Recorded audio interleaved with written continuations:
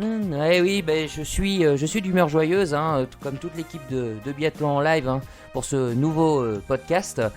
Alors oui, il fait froid, oui, il pleut, l'automne est arrivé, mais voilà, c'est la saison des tartiflettes et des raclettes qui arrive, et puis surtout, dans moins de 2 mois, c'est le grand retour de la Coupe du Monde de biathlon. Alors bien sûr, on est tous heureux de ce retour annoncé. Romain, ça va? Heureux aussi? Ah, super heureux qu'on s'approche de l'hiver et aussi super heureux de ton retour dans l'équipe. Oui, heureux de merci. te donner ta place. Merci. Tu as très bien assuré l'intérim, Romain, pendant ces quelques je mois. sais que je ne suis pas à ta hauteur, c'est sûr, mais voilà, j'ai fait le nécessaire en tout cas. D'accord, merci Romain, c'est très gentil. Et puis aussi, hier, on a mangé du biathlon, on en a vu à la télé, Émeric. Ça aussi, ça fait plaisir. Ah, ça fait plaisir, mais pas autant que le retour des raclettes. Ah, oui, c'est notre Isérois, je vous rappelle, Ouais. qui vient des Alpes, qui parle. Moitié isérois, moitié savoyard. Ah, en plus de ça, Voilà, la totale. on va progressivement, et puis la bonne nouvelle aussi, la pluie, le froid, c'est qu'en montagne, on a de la neige, tu confirmes, Émeric? Ah oui, j'ai vu la neige arriver par ma fenêtre ce week-end. J'ai une belle vue sur les montagnes, c'est super. Super, nos biathlètes vont pouvoir ranger les ski rollers pour ressortir les skis de fond. Ça sent bon tout ça, ça sent bon. Alors, un nouveau numéro de biathlon en live. Encore une fois, on va faire le tour de l'actualité de ces derniers jours, ces dernières semaines. Un programme chargé. On va d'abord revenir, bien évidemment, c'est l'actu chaude qui date du week-end dernier, l'annonce, enfin plutôt les remplacements de dates au niveau du calendrier pour la reprise de la Coupe du Monde. On va détailler ça dans quelques instants. On passera bien évidemment, on fera un petit point sur l'IBU Cup, on ne l'oublie pas. Une deuxième partie, là on va rentrer plus en mode compétition, on va revenir donc sur le show, l'exhibition de Wiesbaden qui a lieu dimanche où nos Français ont réalisé de magnifiques performances. On fera un petit point également sur les championnats de France, le SAMC, exactement on dit SAMC, et bien sûr quelques résultats aussi dans les autres championnats nationaux. Une troisième partie, elle, sera consacrée à de l'actualité, quelques news, on va dire en bref. Et puis on terminera comme d'habitude, vous connaissez maintenant notre format, avec un petit quiz qui m'opposera à Romain où Émeric sera maître de cérémonie. Voilà, revanche à prendre. Oui. Bon, vous êtes prêts les gars? Je suis Parfait. prêt. Bon, super, allez, c'est parti, jingle.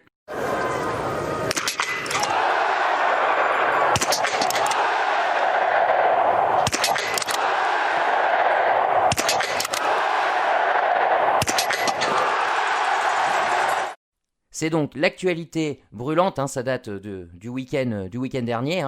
C'est le bouleversement annoncé par l'IBU du calendrier de début de saison avec, bien sûr, un grand perdant, vous êtes déjà au courant, le site du Grand Bornand qui perd son étape de Coupe du Monde au profit d'Orfilsen. On va détailler ça plus précisément avec Romain.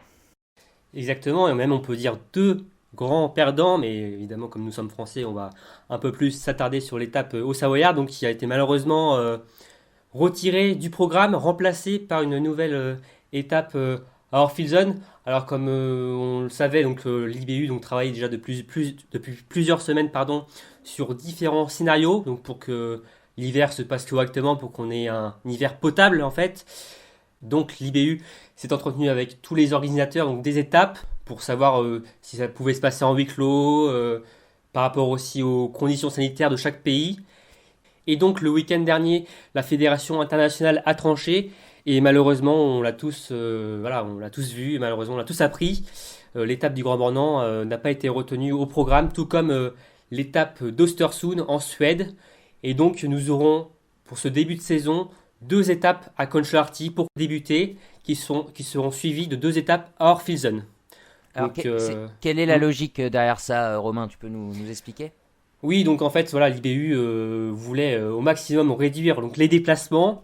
Alors, c'était pas officiel, mais on entendait on avait eu des bruits comme quoi elle voulait réduire à 2 étapes pour les 4 pour les 4 week-ends de compétition.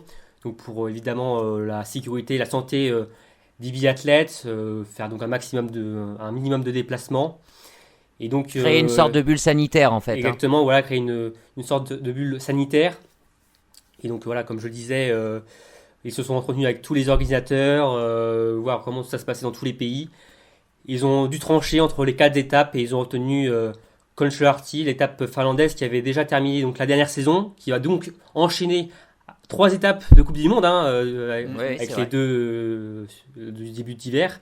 Et enfin Orphiesen, qui donc une étape autrichienne, une étape incontournable au calendrier, donc déjà depuis pas mal d'années. Donc malheureusement, voilà, l'étape Donc du ça, Grand Bornand. c'est officiel, hein. On est bien C'est d'accord. officiel, c'est exactement ça. 2 étapes à Kontiolahti, puis 2 étapes à Orphiesen. Pour la suite de la saison, par contre, le calendrier est maintenu pour le moment, hein, mais c'est pas encore officiel, c'est ça? Alors maintenu, mais très très provisoire, vraiment à prendre entre des pincettes.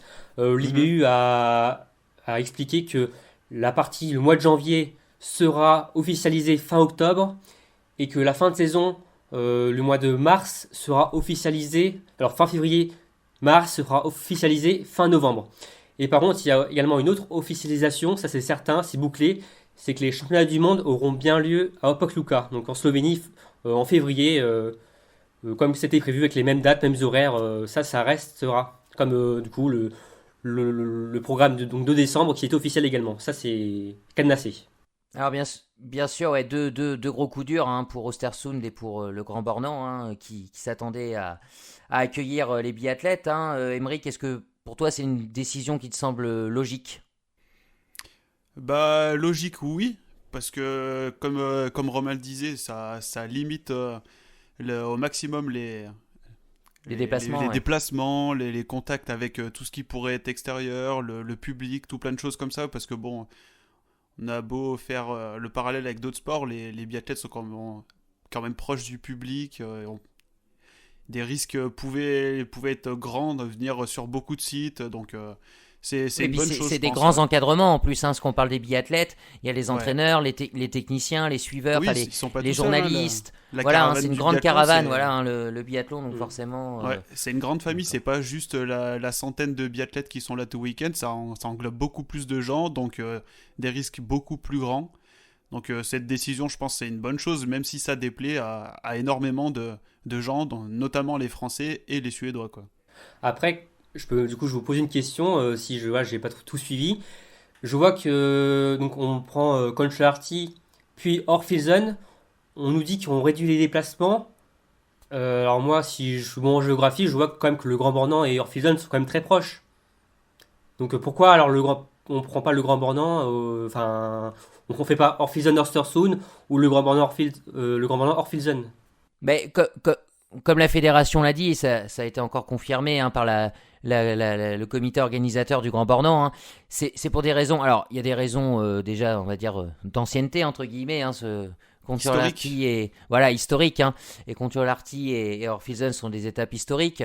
Le Grand Bornand, bah, ça posait aussi un autre problème, hein, on a pu le lire, hein. C'est un stade qui est construit de toutes pièces pour cette compétition. Donc, faire une telle logistique pour un événement qui a de fortes chances de se passer en plus à huis clos, c'est dommageable. Ça peut entraîner de grandes pertes financières également C'est ça, pour l'organisation. Ouais, Donc justement, Östersund, c'est différent, Aymeric, hein, c'est ça, hein. ouais, C'est plus des questions justement, politiques, pour revenir hein. sur le côté financier de la chose, Ouais. il y a Yannick Ojouanet là, qui s'est exprimé chez France Bleu et qui Le disait responsable de l'étape du Grand Bornand. voilà, responsable, donc il disait que 80% des revenus sont assurés par la billetterie. Mhm. Donc Bien si sûr. tu fais 2 week-ends d'affilée au Grand Bornand sans Ah bah, spectateurs, alors qu'il rapporte 80% des bénéfices, bah, c'est le gouffre financier. là. C'est un Ça, gouffre ça financier, ça peut tuer cette étape. Ça peut Tout tuer, ce qui, hein, qui même est fragile, si, hein. N'oubliez pas, cette étape reste fragile. Elle est jeune. Et bon, ça peut la tuer, même si l'IBU a annoncé qu'ils allaient être au soutien des comités qui organisent, et ceux qui ne vont pas organiser, ils vont leur venir en soutien financièrement, mais bon, ça peut pas non plus tout régler, Et quoi. il y a aussi un autre point essentiel, c'est que c'est au niveau de la neige.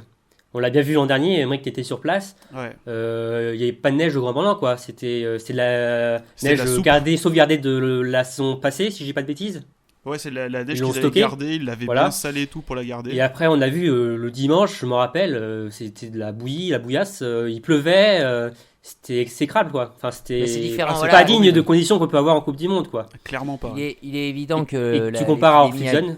Ouais, l'épidémie actuelle, bon, a rendu les choses compliquées, mais il y a de nombreux facteurs qui rentrent en jeu Il y a et énormément de choses, il y a beaucoup de. C'est un cumul de choses, c'est aussi que la France est mal perçue au niveau de la crise sanitaire.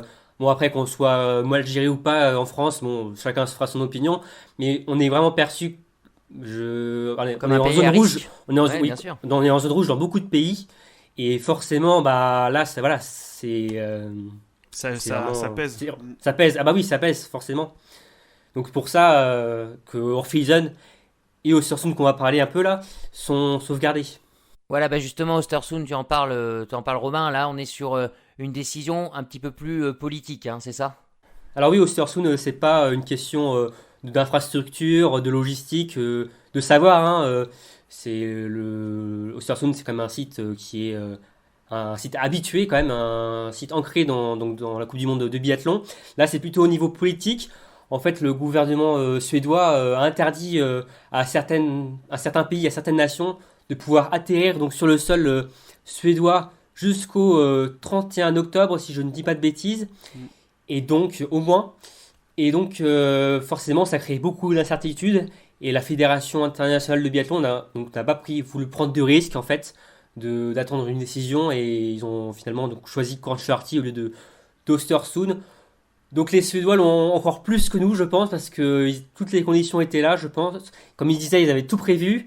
La région était prête pour faire plein de tests Covid, pour voilà, que tout se passe dans les meilleures conditions. Ouais, ils avaient pris Et déjà finalement, des mesures. Mais ils n'ont pas dit et leur fi- dernier ouais. mot, hein, Et finalement, Ostersund, après, hein. le gouvernement a fait un peu l'oreille sourde. Mais oui, ils n'ont pas dit leur dernier mot car ils sont prêts à prendre leur revanche, comme ils disaient. Si jamais il y avait des remplacements à faire en cours de saison, on pense par exemple à Pékin ou même à Holmenkollen, si jamais ces étapes ne pourraient pas se dérouler. Östersund donc serait prêt à prendre la place, donc à re-s'installer dans le programme. Et d'ailleurs, l'IBU a fait savoir qu'il fallait qu'ils tiennent prêt si jamais il devait y avoir encore un changement dans le Une calendrier. étape, Donc oui. il y a encore Une beaucoup étape de prévu. de Et changements peut-être à D'incertitude. prévoir. d'incertitude, et d'ailleurs une autre incertitude, un gros point d'interrogation sur ces 4 étapes donc officielles, c'est est-ce qu'elles vont se passer devant du public, Alors, peu de public, ou voire même être à alors on huis a clos. eu, alors l'information est tombée déjà ce week-end pour Orpheus, mais on l'a publié ce lundi. Normalement, ça devrait se dérouler à huis clos. Voilà, c'est la fédération Oh là là, quelle tristesse, fédération quelle qui a tristesse. officialisé ça. Alors que pendant Euh, un temps, c'était.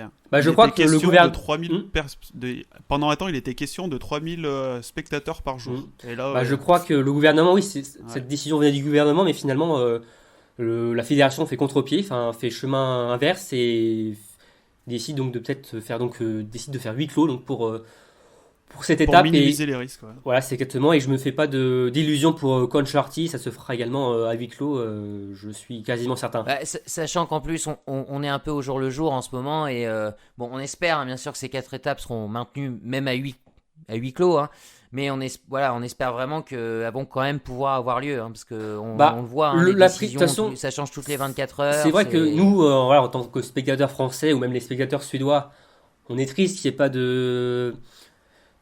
d'étape en France ou voilà ou en Suède on aurait bien voulu aller sur place ou même voilà même c'est une fierté quoi, c'est comme le Tour de France, c'est une fierté d'avoir le Tour de France à la télé, de montrer notre pays et là c'est aussi fier, on est fier d'avoir une étape chez nous, mais la priorité ça reste les biathlètes.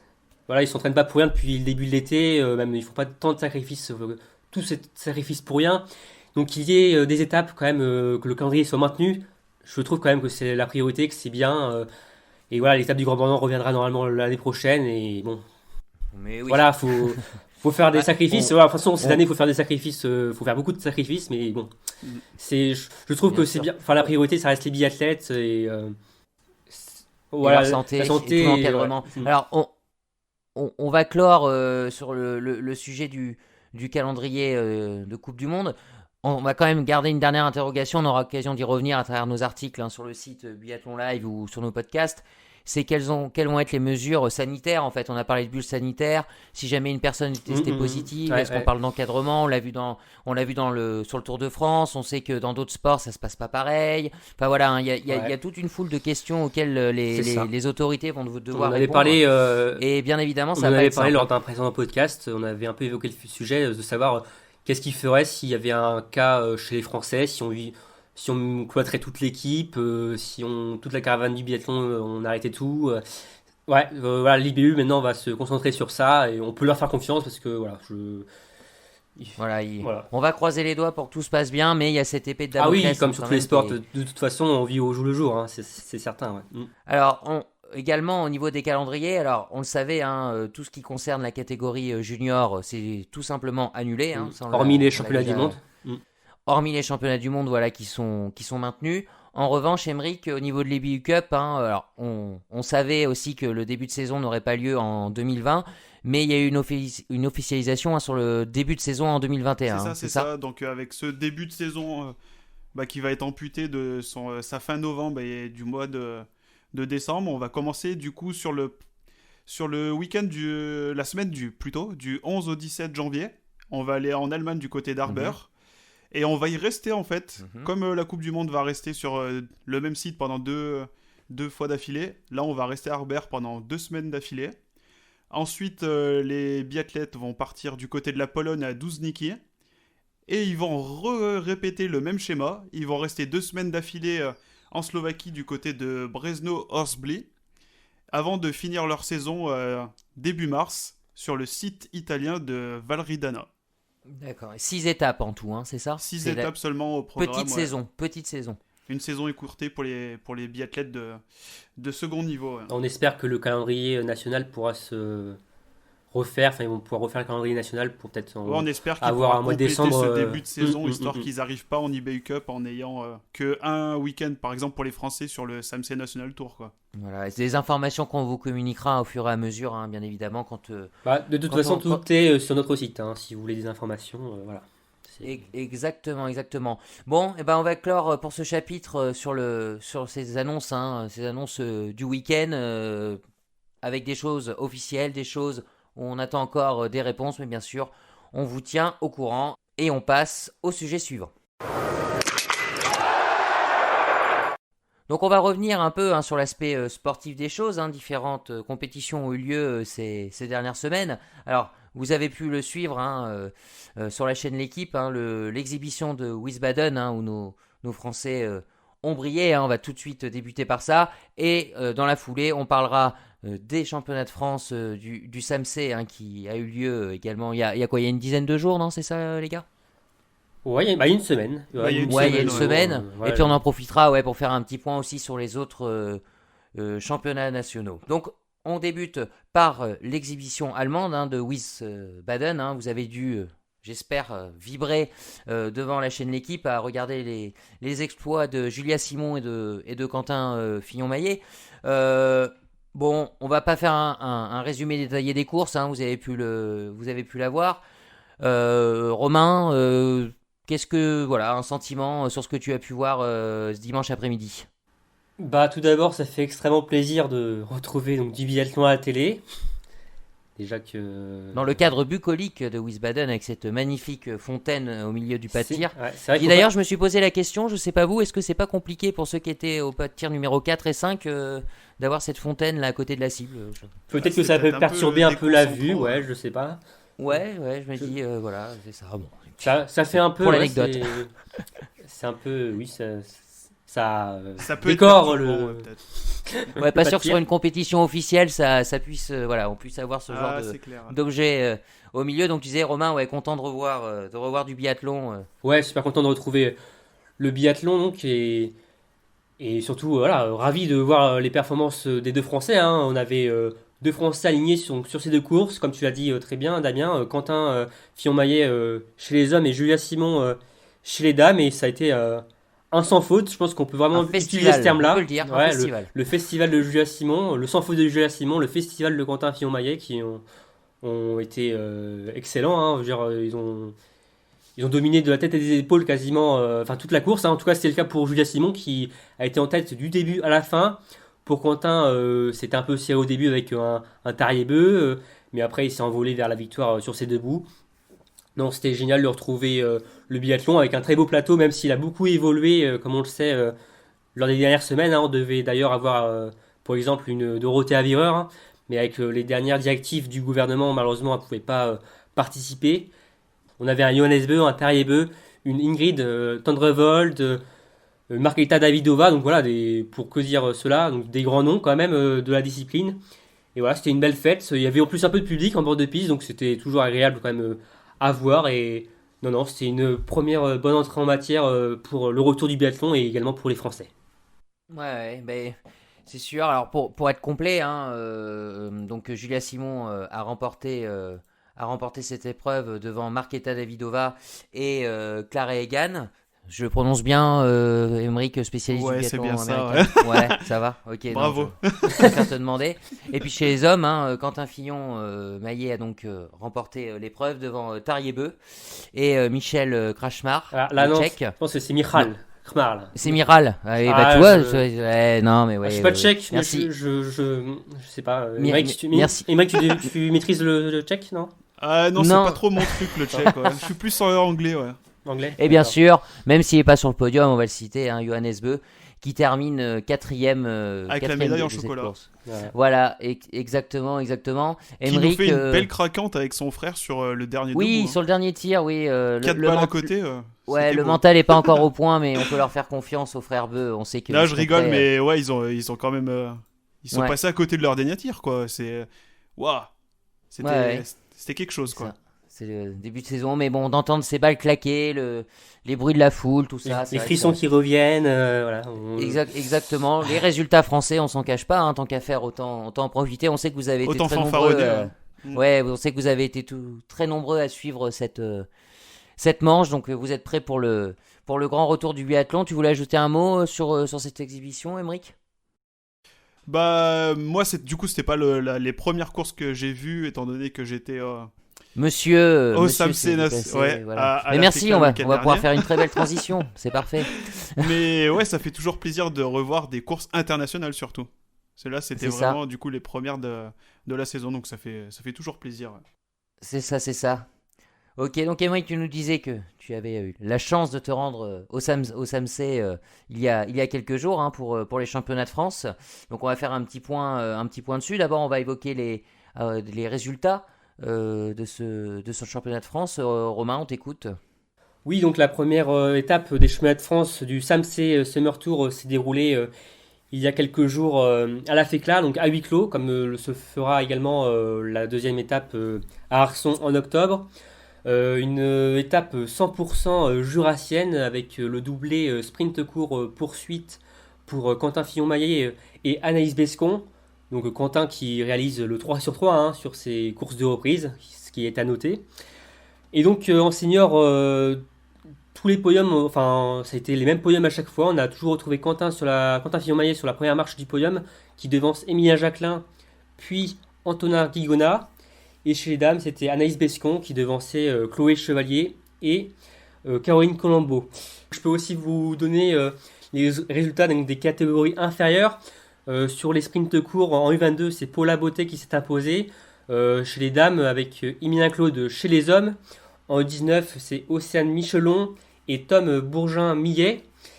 Et sur les poursuites, en U22, Camille Bonnet s'est imposée avec Martin Bourgeois République également. Et en 19, Océane Michelon a fait le doublé, donc, devant avec Mathieu Garcia chez les hommes. Merci Romain pour ce point très complet. Donc, on l'a dit tout à l'heure, hein, Emeric, hein, tu as eu la chance d'être sur place hein, pour assister à cette compétition. Alors, donne-nous tes impressions, ce que tu as vécu sur place, la course, les à côté, tout ça.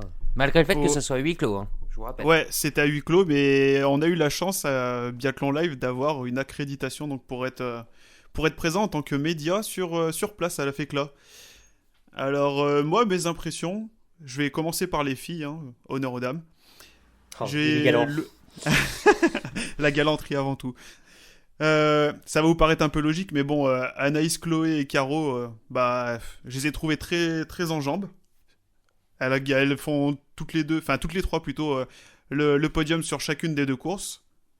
Donc, pas grand chose à redire, quoi. Je les sens prêtes pour le début de saison. Après, j'ai mes oreilles qui ont un peu traîné un peu de partout et j'ai entendu dire que Chloé, elle avait changé de ski roue là cet été.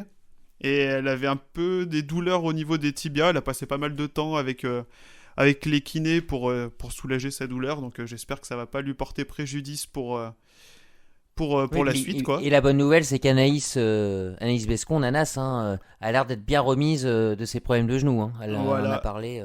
Anaïs a l'air d'être bien pleinement revenue. Déjà après un bon retour la saison dernière, donc là elle confirme encore plus, ouais. Après, il y a le retour d'Anaïs Chevalier qui revient de son congé maternité. Donc moi j'ai senti quand même qu'elle avait peut-être manqué une saison, tu vois, mais sinon elle fait quand même un sacré retour. Hein. Elle fait 6e sur le sprint court et 4e sur la poursuite. Donc c'est des belles perfs pour quelqu'un qui revient d'un an sans compétition au plus haut niveau. Le tir a l'air réglé. Le tir a l'air, sur la ouais. poursuite. Il n'a pas disparu, quoi. Mm. Une faute sur le sprint court, 2 sur la poursuite. C'est un bon tir. Hein.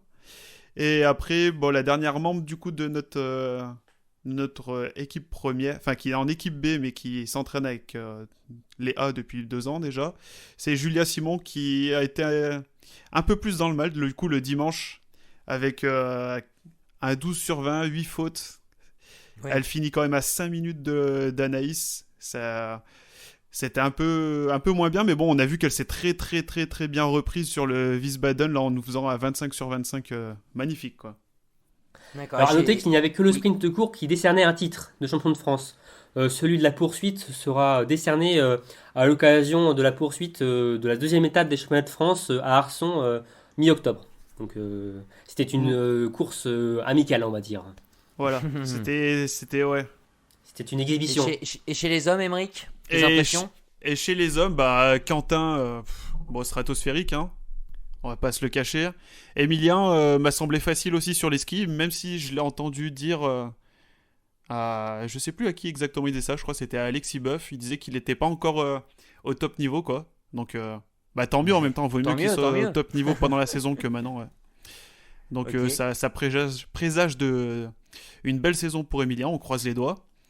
Ensuite, il y a Antonin, c'est franchement celui chez les hommes qui m'a le plus plu. Après son hiver un peu plus compliqué la saison dernière. J'ai trouvé très bien au tir comme sur les skis. Il arrive même sur la poursuite, la dernière boucle, il ressort presque en même temps que Simon Détieux, qui est connu pour être un très bon finisseur de course. Il arrive à le tenir et à même le battre au sprint pour conserver sa place sur le podium et s'offrir sa deuxième troisième place plutôt sur les 2 courses. Alors, même si les écarts sont abyssaux quand même, entre la doublette Jacqueline Fillon-Maillet par rapport au reste. Voilà, il y a attention, 1 minute 30 entre la deuxième et la troisième place. On ne tire pas d'enseignement, mais c'est vrai que, que sur les skis, sur les skis roux, il y a eu quand même une dimension d'écart, quoi. Mais ça n'empêche pas qu'il m'a fait une belle impression. Puis il disait en interview que cette année, il a vraiment fait un entraînement beaucoup plus physique que les autres années. Il est arrivé sur les stages en étant plus fatigué que d'habitude et au final, ça a l'air de payer, quoi. C'est bon pour lui. Après, sinon... Ouais. Oui, vas-y, Émeric, vas-y. Après, ouais, je voulais passer à Simon, donc si vous voulez reparler d'Antonin, allez-y. Hein. Non, c'est bon. Non. Après, pour Simon, sur le sprint, il a été un peu en retrait, il finit 7ème malgré il fait quand même un 9 sur 10, donc on aurait pu espérer mieux, quoi. Il finit quand même à 1 minute de Quentin. Mais bon, après... il s'est repris un petit peu sur la poursuite. Enfin, après, il y avait qui ? Il y avait Martin Perilla-Bottonnet aussi, mais lui, par contre, il m'a semblé un peu payé peut-être le fait de s'entraîner avec l'équipe A. C'est peut-être. D'ailleurs, il n'a pas pris part à la poursuite. Voilà. Donc, alors, Mathieu Perilla-Bottonnet, je l'ai en 25e place sur la poursuite. Ouais, il finit 25e. Hein. Donc, peut-être. Après, ils sont tous à des états de forme différents, même s'ils suivent à peu près le même entraînement, la même préparation. Mais ils encaissent tous pas pareil, de la même puissance, de la même façon. Ouais. Il est jeune, c'est que sa première année avec l'équipe A, et ça a peut-être dû un peu le fatiguer. Il arrivait un peu émoussé. Il faudra voir, parce qu'on a vu. Pour la 6ème place, on a vu un Emilien Claude en évidence ce week-end, qui a terminé 4ème au scratch. Premier U22 sur le sprint, mais 4ème au scratch, donc sur toutes les catégories avec les seniors. Ouais. Sur la poursuite, au dernier tir, il arrive en étant 3ème, juste derrière, façon de parler, juste derrière Quentin et Emilien. Et bon, il se rate un petit peu sur le dernier tir debout, mais il joue devant avec les grands. Donc pour la 6ème place, rien n'est fait. Alors avant de conclure sur ce sujet, hein, une dernière chose, Émeric, bon, un petit papier d'ambiance comme ça sur le SAMC où tu t'es rendu. Comment t'as senti l'encadrement, les biathlètes, voilà. Bah, étant donné qu'il n'y avait pas grand monde, c'était assez calme, quoi. Ouais.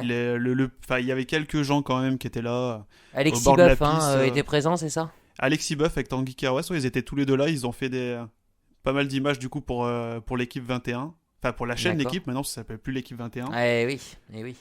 Alexis qui était là avec son vélo qui courait, qui roulait des biathlètes pour faire des jolis plans et tout. Puis après, on s'est pris une belle pluie aussi le dimanche.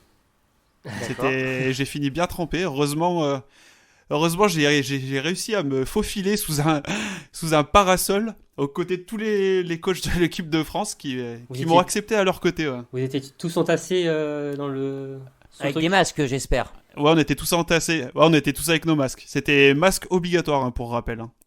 D'accord. Donc, Mais ouais, c'est bien- il y c'est avait bien pas normal, grand ouais. monde. Hein. On était 4-5 Ok. sous le parasol. Les autres gens avaient déjà fui aux premières gouttes survenues. Ok. Bon, bah merci, Émeric, pour ce petit billet justement d'ambiance sur ce lieu. Juste un petit erratum, hein. Tu avais raison, Romain. Martin Péria-Bottonnet n'a pas pris part à la poursuite. C'est Mathieu Péria-Bottonnet qui a pris part à cette poursuite et qui a terminé donc qui a terminé 25e. Ouais, voilà, c'est ça. On a parlé de la France. Il s'est passé aussi autre chose hein, dans d'autres pays européens. Émeric, tu nous fais un petit point justement sur les résultats de ces championnats. Un petit point, ouais, on va aller vite sur les autres pays. On va passer outre les petites nations, vous nous en voudrez pas. Hein. Donc, on va Vous commencer pouvez par. retrouver les résultats des petites nations sur notre site. Hein. Exactement, tout est à retrouver sur biathlonlive.com, n'oubliez pas. Hein. Alors, on va commencer par ordre chronologique des championnats nationaux. Donc, en premier, il y a eu la Suède, où malheureusement, comme on le disait, il y avait Stina Nilsson qui était blessée, qui était très attendue sur ses toutes premières courses. Bah, elle n'a pas pu se jauger par rapport à la concurrence. On n'a pas pu voir où elle en est. Mais mis à part ça, on a vu une belle craquante d'Anna Heuberg sur le sprint, qui termine 12e, avant de se rattraper complètement sur l'individuel et de repartir avec le titre, quoi. Du coup, sur le sprint, c'était Lynn Persson qui le remporte. Et chez les hommes, Sébastien Samuelsson qui réalise le doublé. Ensuite, on va partir du côté de l'Allemagne, où il y a eu des individuels, des sprints et des poursuites. Donc sur le premier individuel femme, c'est Janina Etic qui gagne. Quelqu'un qu'on a vu aussi sur le Wiesbaden Festival, mais bon, malheureusement, elle a fini plutôt dans les dernières places du show. Chez les hommes, alors là, à la stupeur générale, avec Romain, on s'est dit, mais quoi? Qui? On a vu Comment? les deux Où? premiers. On a vu les deux premiers de cet individuel. On connaissait pas vraiment les noms, quoi. On s'attendait pas à les voir au sommet. Donc c'est Johannes Donhauser avec un 20 sur 20 qui remporte le titre. Et juste derrière lui, on retrouve Dominique Schmuck, lui aussi avec un 20 sur 20. Et ils ont réussi, donc du coup, grâce à leur tir sans faute, quoi. Il y a toujours des surprises sur les formats individuels. À Mais bon, là, c'est réaliser vrai que... de belles performances et à la surprise de tout le monde, terminer devant tous les membres des équipes A, quoi. Pour rajouter un truc, pour Johannes Downhauser, sa dernière performance internationale, en tout cas sa dernière course, c'était une 48e place à Hydre en IBU Cup le 2 décembre 2018. Donc pour vous dire donc que ça voilà, remonte, hein. ça remonte un peu. Ouais. Belle Après, préparation. sinon, ouais, sur les sprints, donc on a Denise Herrmann qui s'est reprise après sa médaille de bronze sur l'individuel. Elle remporte le titre sur le sprint. Chez les hommes, Dominique Schmuck qui la veille avait réussi à remporter la médaille d'argent remporte cette fois la médaille d'or. Avec Bénédicte Doll qui finit juste derrière lui pour un petit peu plus de 3 secondes et une faute de plus. Sur la poursuite, on a Denise Herrmann qui fait le doublé en s'imposant avec une marge conséquente, presque 4 minutes d'avance sur Franziska Preuss. Et enfin, celui qui avait gagné les 3 titres l'année dernière chez les hommes, Simon Schemp, qui remporte cette année celui de la poursuite.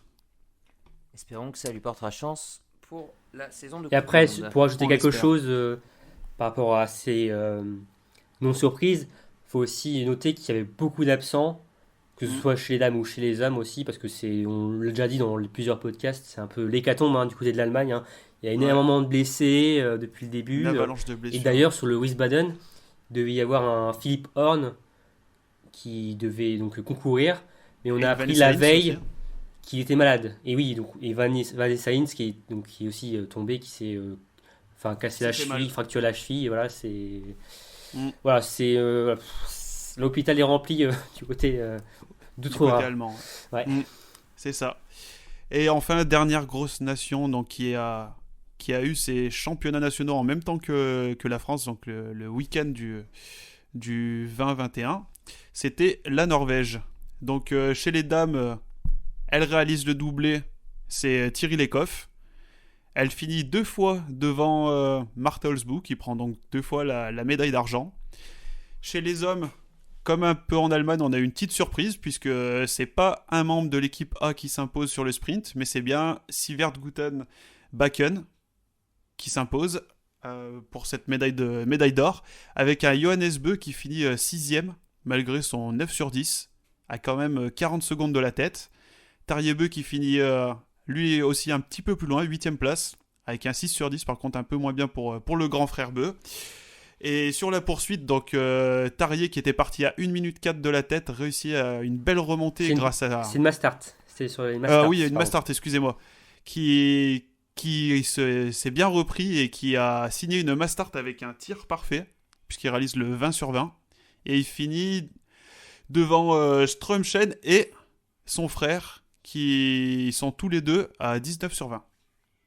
Ok, merci Voilà Émeric pour ces championnats de Norvège. pour ces championnats. Alors, on le dit depuis Alors- le début, hein, Oui, excuse-moi, vas-y. Juste, j'ai oublié de préciser la contre-performance de Ingrid Tendrevold qui, sur l'ensemble du week-end, a eu un tir assez défaillant. Sur le sprint, elle fait un 4 sur 10. Pas terrible. Et sur la poursuite, un 11 sur 20. Et comme Romain l'a mis sur les réseaux sociaux, la vidéo, on la voit en pleurs à la fin de la course. C'était quand même assez triste. Réconforté par son ami Thierry Lecoff. D'ailleurs, vous pouvez Ouais. retrouver la vidéo si vous voulez sur l'Instagram de Biathlon Live. Vous allez voir ce moment un peu triste, mais aussi sympa de voir sa copine la réconforter. Revenir la réconforter, ouais. Ouais, et puis qui est resté dans le dur. Hein, Oui, alors Même dernier au aussi. Wiesbaden. elle a Wiesbaden, enchaîné après Wiesbaden. On voit quand même, mentalement, ça a l'air d'être assez compliqué pour elle en ce moment. Ouais. Alors même si, bien sûr, encore une fois, on ne va pas tirer de conclusion hâtive. Hein, je rappelle, les biathlètes n'ont même pas encore vu la neige. On est à un peu moins de 2 mois. Hein, Oui. Un peu moins de 2 mois du début de la Coupe du Monde. Est-ce qu'il y a comme ça des athlètes qui paraissent plus en forme que d'autres, d'autres certains qui ont marqué des points, d'autres moins. Romain, est-ce que tu as des noms en tête? Forcément, du côté des hommes, on peut dire que Quentin Fillon-Maillet, hein. Enfin, il a 3 courses, 3 victoires sur les championnats de France avec une confrontation internationale. Voilà, Quentin semble vraiment affûté. Et en plus, ce que j'aime bien chez Quentin, c'est vraiment qu'il se positionne. Il n'a pas peur de dire que je veux jouer le gros globe. Il le dit, il veut le gros globe de cristal, il veut être champion du monde. Il affirme ses choix. Et moi, j'aime ça.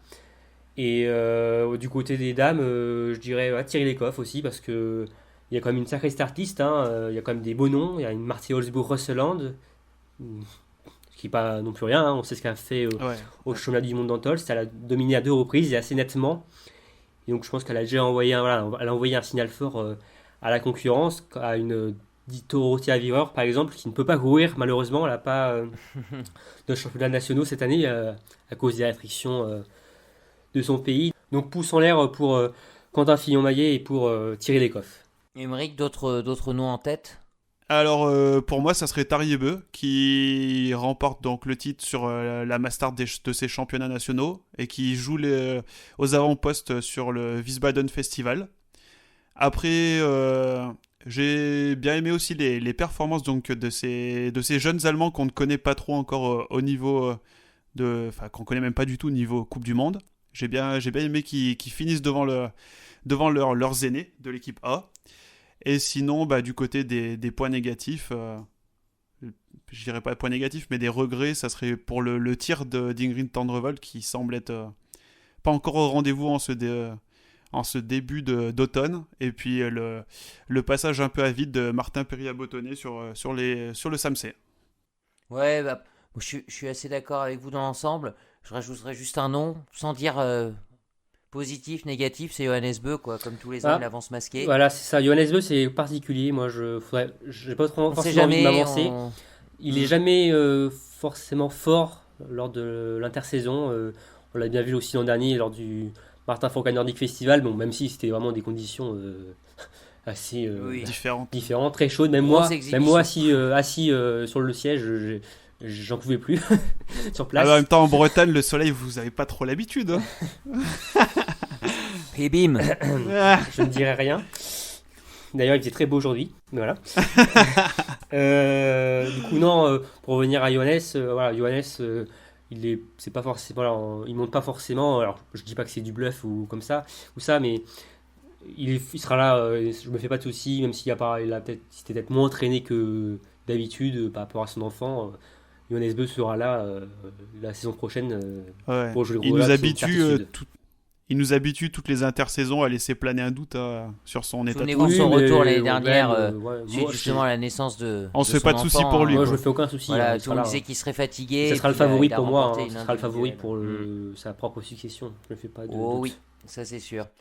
Ok, bah merci les gars, hein, pour ce tour d'actualité, hein, des différents championnats en Europe, hein.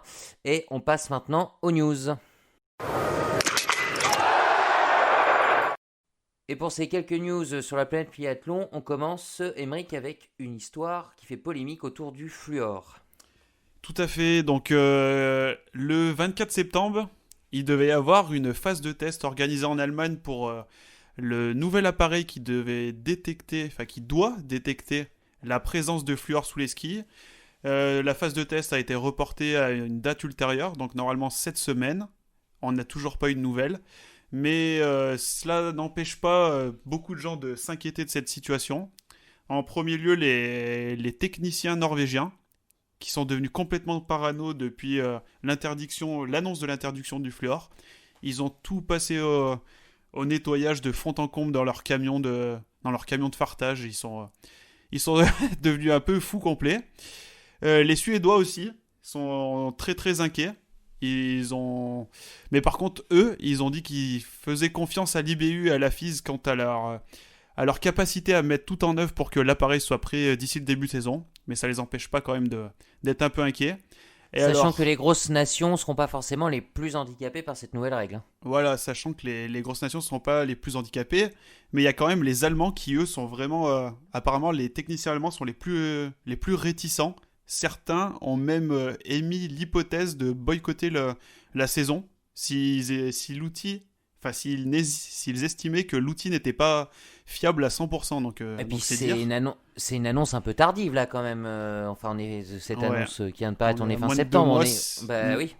Si Le l'appareil timing est est pas un peu prêt, bizarre là. Ouais.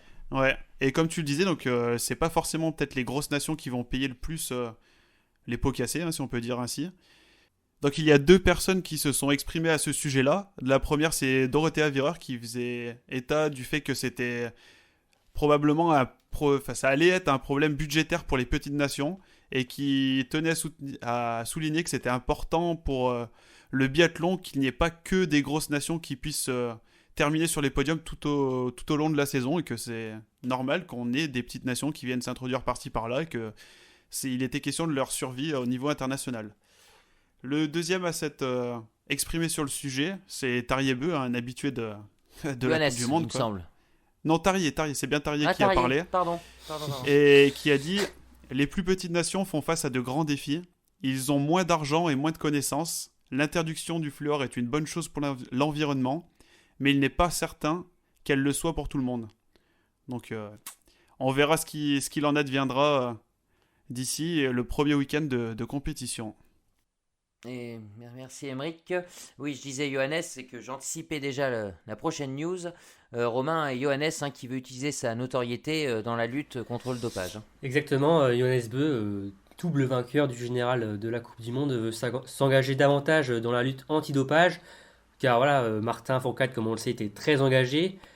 Mais le Catalan a pris sa retraite, donc le biathlon cherche une nouvelle voie pour lutter contre le dopage. Et Johannes est prêt à assumer ses responsabilités, donc comme il le dit, comme je le cite, qui se sentait donc prêt à le faire, que ça devenait donc de plus en plus naturel pour lui de s'engager D'endosser ce rôle. d'endosser ce rôle. Plus voilà, il a pris plus de bagages. Voilà, il est, comme je le disais, double vainqueur, donc sa voix porte plus dans le monde du biathlon. Et donc voilà, pour lui, c'est un sujet également essentiel. On l'a déjà entendu sur ce sujet-là lors des derniers mondiaux. On se rappelle quand Loginov avait gagné le titre sur le sprint. Les frères Beu, Tari et Johannes, s'étaient pas mal exprimés à ce sujet à l'encontre du russe. Et donc maintenant, voilà, Johannes veut vraiment endosser ce rôle, cette cape de lutteur donc contre le dopage. Et lutte contre le dopage. Alors, c'est une bonne chose. Sujet essentiel, hein, un sujet essentiel et malheureusement toujours d'actualité, Émeric. D'ailleurs, encore une fois, on tourne les yeux du côté de la Russie. On tourne les yeux de la Russie vers la Russie, tout à fait, puisque on a appris courant de la semaine dernière que 2 biathlètes russes, enfin un ex-russe qui a été naturalisé sportivement pour la Corée du Sud, donc c'est Timofey Lapchin et Katerina Glazirina, donc elle a déjà purgé une suspension de 2 ans entre le 10 février 2018 et le 9 février 2020. Et là, donc, ils sont mis en cause dans toujours dans la suite du rapport McLaren qui date des Jeux Olympiques de 2014 à Sochi. Donc, on va attendre d'en savoir un peu plus pour voir ce qu'il en est. En revanche, on en a eu 2 qui ont été acquittés. Donc, c'est Yana Romanova et Olga Vilukina qui étaient présentes donc, sur le relais olympique, le relais même champion olympique à Sochi en 2014. Qui ont été donc acquittés. Et en revanche, la dernière, la 4e relayeuse de ce relais champion olympique, c'est Olga Zaitseva, qui elle a été confirmée dans les accusations qui ont été portées envers elle. Décidément, Décidément, la Russie et le dopage. Oui. Même s'il y a, attention, des athlètes sont blanchis, on insiste, on n'est pas non plus... Oui. On reste très, très impartial. Mais et voilà, pour rajouter un truc sur Timofey Lapchin, c'était un contrôle, donc sa suspension, c'est quand il était sous bannière russe. C'était en 2013 encore. Ça remonte. Voilà, c'est pas un contrôle, une suspicion de dopage quand il était sous les couleurs de la Corée du Sud depuis 2017, c'est quand il était russe encore. C'est des affaires malheureusement qui passent dans le giron judiciaire et qui durent un petit moment. La preuve, on en parle encore aujourd'hui. Romain, une annulation du côté de l'Allemagne. Exactement, Damien. Une annulation, une de plus, j'ai envie de dire. Après le Martin Fourcade Nordic Festival, un deuxième show ne verra pas le jour, en tout cas ne sera pas au calendrier donc cet hiver. C'est le Biathlon of Schalke qui se déroule chaque année durant la trêve de Noël dans le stade de Gelsenkirchen, la Wettlis Arena. Et donc là, les autorités, l'organisation a donc décidé d'annuler ce show. 45 000 spectateurs, ouais, c'est ça. Une grosse ambiance dans ce stade. Voilà, c'est un super sprint en mixte, on va dire. Voilà, c'est un single mixte, voilà, pour être clair. Et avec des qualifications puis une manche finale qui est toujours très sympa à regarder, je trouve. Je sais pas ce que vous en pensez, si vous avez déjà eu l'occasion. C'est clair. Ouais, c'était joli. C'est assez prenant. Ouais. Et le spectacle sur les skis et aussi dans les tribunes. C'est ça. C'est ça, voilà, de tirer dans le stade avec le raisonnement, c'est assez. C'est pas mal, je trouve.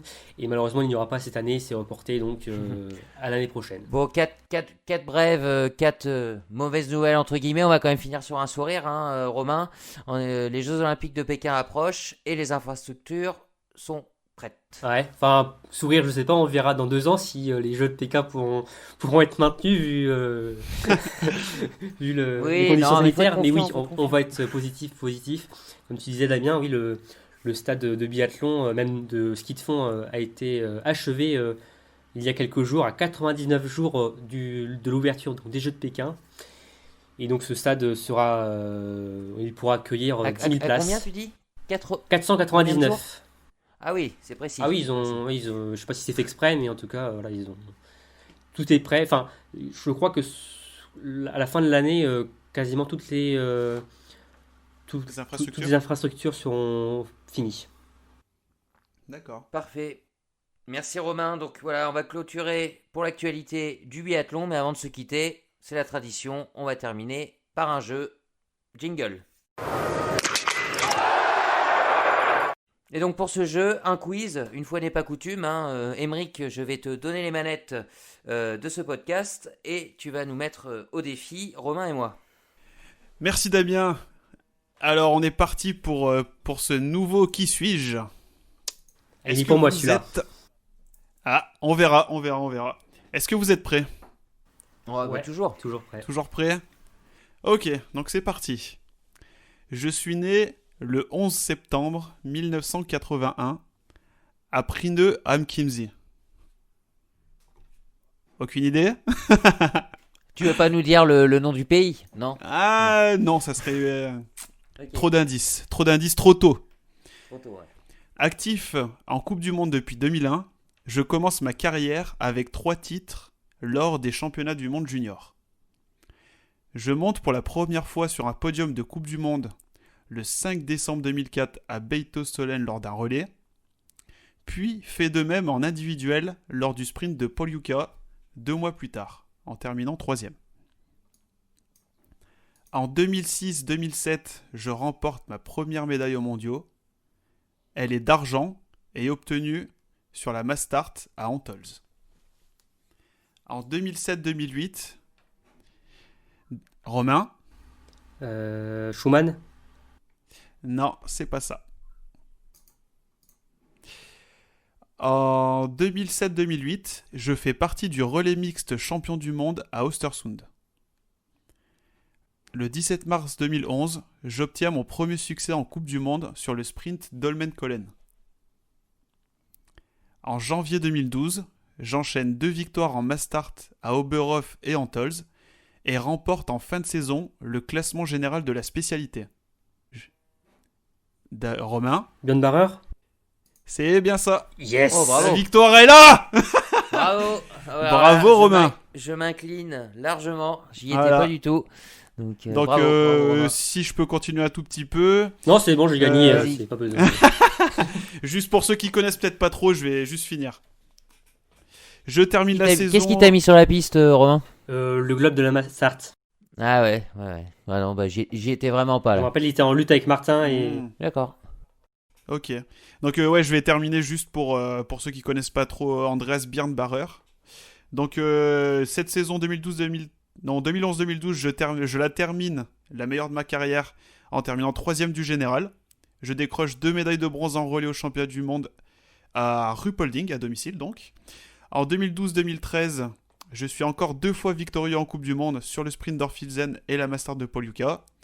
Je prends part au JO de 2010 où mon meilleur résultat individuel est une 12e place sur l'individuel. En 2016, je dispute ma dernière course à l'occasion de l'individuel des mondiaux d'Oslo que j'achève à la 9e place. En 2018, je deviens entraîneur des juniors de l'équipe d'Allemagne. Voilà pour Merci Aymeric. la biographie. Bravo Romain merci. pour cette Bravo pour victoire. cette victoire, ouais. C'était pas Bah facile. oui, hein. tout Enfin, à fait. enfin. Merci à toutes et à tous de nous avoir écoutés autour de ce podcast pour l'actualité du biathlon. Alors, on vous rappelle, on rabâche, mais c'est important pour nous. N'hésitez pas à nous donner vos impressions dans les commentaires, liker les publications, les partager sur tous nos différents médias.